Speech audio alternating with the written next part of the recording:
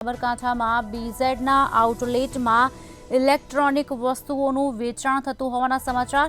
Electronic વસ્તુઓ લાવી સ્થાનિક બજારમાં વેચાણ કરવામાં આવતું હતું। આપને જણાવી દઈએ, ટીવી, ફ્રીજ, એસી સહિતની વસ્તુઓ એસેમ્બલ કરીને તેનું વેચાણ કરવામાં આવતું હતું।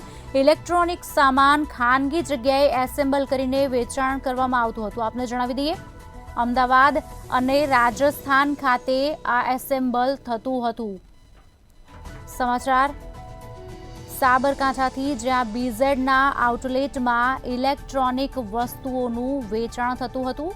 ઇલેક્ટ્રોનિક વસ્તુઓ લાવી સ્થાનિક બજારમાં વેચાણ કરતો હતો, ત્યારે ટીવી, ફ્રીજ, એસી સહિતની વસ્તુઓ એસેમ્બલ કરવામાં આવતી હતી અને ત્યારબાદ તેને વેચવામાં આવતી હતી।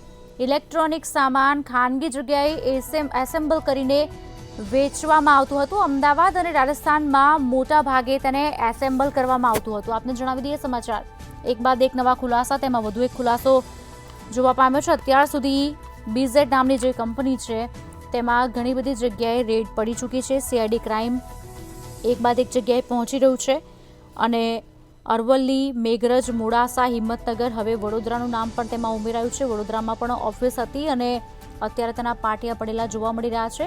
ત્યારે નવો એક ખુલાસો કે ઇલેક્ટ્રોનિકનો જે સામાન હતો ખાનગી જગ્યાએ એસેમ્બલ કરવામાં આવતો હતો અને તેનું વેચાણ કરવામાં આવતું હતું। ત્યારે અલગ જ આ મોડસ ઓપરેન્ડી છે આ ભૂપેન્દ્રસિંહ ઝાલા, જેઓની જે સ્કીમ છે તેમાં મોટાભાગના લોકો ફસાયા છે। 6,000 થી 7,000 કરોડનું ફૂલેકું ફેરવીને આ ભાઈ ભૂગર્ભમાં જતો રહ્યો છે। હવે તેના એજન્ટ પણ ભૂગર્ભમાં ઉતરી ગયા છે। દરેક જગ્યાના પાટિયા પડેલા જોવા મળી રહ્યા છે।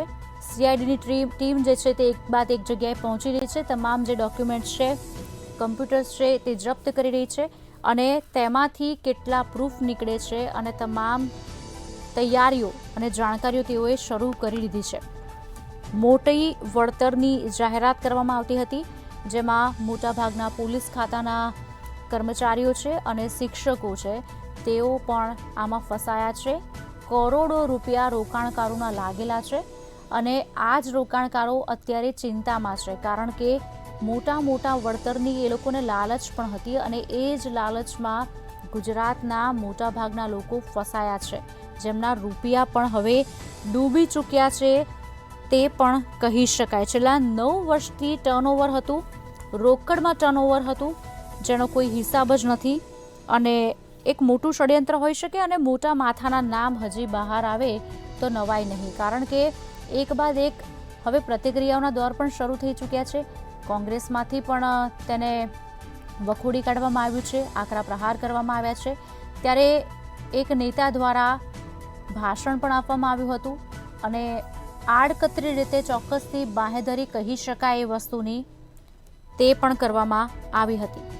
આપને જણાવી દઈએ, બીઝેડનું જે આઉટલેટ છે તેમાં ઇલેક્ટ્રોનિક વસ્તુઓ લાવીને બજારમાં વેચાણ કરવામાં આવતું હતું અને આ જ અંગે વિગત આપશે અમારા સંવાદદાતા દીપકસિંહ રાઠોડ અમારી સાથે ફોન લાઈન પર જોડાઈ ચૂક્યા છે। દીપક, શું વિગતો મળી રહી છે? એક બાદ એક નવા ખુલાસા આ બીઝેડ ગ્રુપને લઈને થઈ રહ્યા છે। ઓફિસોમાં પાટિયા લાગી ચૂક્યા છે। હવે જ્યારે આ વસ્તુ બહાર આવી છે કે ઇલેક્ટ્રોનિક વસ્તુઓ એસેમ્બલ કરીને વેચવામાં આવતી હતી, જાણવા માંગીશું સમગ્ર વિગત।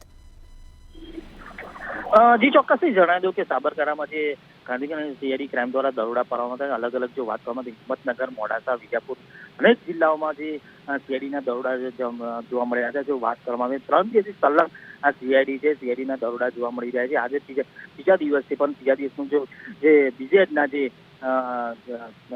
એજન્ટો છે, એજન્ટોના દુકાનો પણ છે, દુકાનો પણ તારા જોવા મળી રહ્યા છે। જો વાત કરવામાં જે બીજેડ છે, બીજેડ ટ્રેન્ડિસનું નામનું આઉટલેટ ઇલેક્ટ્રિક વસ્તુઓનું વેચાણ પણ થતું હતું। ત્યારબાદ ઇલેક્ટ્રિક વસ્તુ વિદેશીથી લાવીને એસેમ્બલ કરી સ્થાનિક બજારમાં કરતા હતા।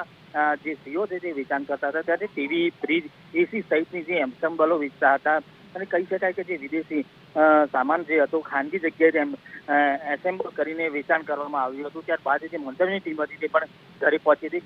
ઘરે પહોંચીને ત્યાર પણ એને ઘરના પણ સભ્યો કંઈ કેમેરા આગળ કંઈ પણ બોલવાનો ઇનકાર કરી રહ્યા છે। કહી શકાય કે જે સીઓ છે ભૂપેન્દ્રસિંહ ઝાલા એ હાલ તો નેપાળની તરફ ભાગી જવાનું સફળ રહ્યો છે। ક્યાંક ને ક્યાંક સૂત્રો દ્વારા પણ એવી માહિતી મળી હતી કે ક્યાંક ને ક્યાંક જે થોડા સમયે કહી શકાય કે પેલા ચૂંટણીના જે લોકસભાની ચૂંટણી હતી ત્યારબાદ તેને એના પહેલા પણ જો જે એના સામે પણ ફરિયાદ થઈ હતી ત્યારે વાત કરવામાં આવી હતી, તો એનો પણ જે પાસપોર્ટ હતો તે પણ જપ્ત થઈ ગયો. પણ કહી શકાય કે સૂત્રો દ્વારા પણ હાલ માહિતી એવી મળી રહી છે, એક્સક્લુઝિવ માહિતી કહી શકાય છે મંતવ્ય ન્યૂઝ પાસેથી, કે તે જે નેપાળ છે, નેપાળ જવાનું સફરમાં ડુપ્લિકેટ પાસપોર્ટનો ઉપયોગ કરવામાં આવી રહ્યો છે. કહી શકાય કે જે બી કનેક્શન છે, જે પાસપોર્ટ બનાવવાનું જે નામ હાલ તો સૂત્રો દ્વારાથી મળી રહ્યું છે, એ મોડાસાનો કોઈ વ્યક્તિ હોય તેને પાસપોર્ટ બનાવવાનું જે ભૂપેન્દ્રસિંહ ઝાલા છે તેને પાસપોર્ટ આપીને જે ફરાર કરવામાં સક્ષમ રહ્યો હતો તેનું પણ નામ આવી રહ્યું છે. જી આભાર સમગ્ર માહિતી આપવા બદલ દીપક. તો ફરી વખત આપને જણાવી દઈએ કે જે ભૂપેન્દ્ર ઝાલા નેપાળ તરફ ભાગી ગયો હોય તેવા સમાચાર હાલ મળી રહ્યા છે અને મોડાસાના વ્યક્તિ દ્વારા તેનો પાસપોર્ટ બનાવવામાં આવ્યો હોય તેવી વાત પણ સામે આવી છે. એક બાદ એક ખુલાસા આ BZ કંપનીને લઈને થઈ રહ્યા છે.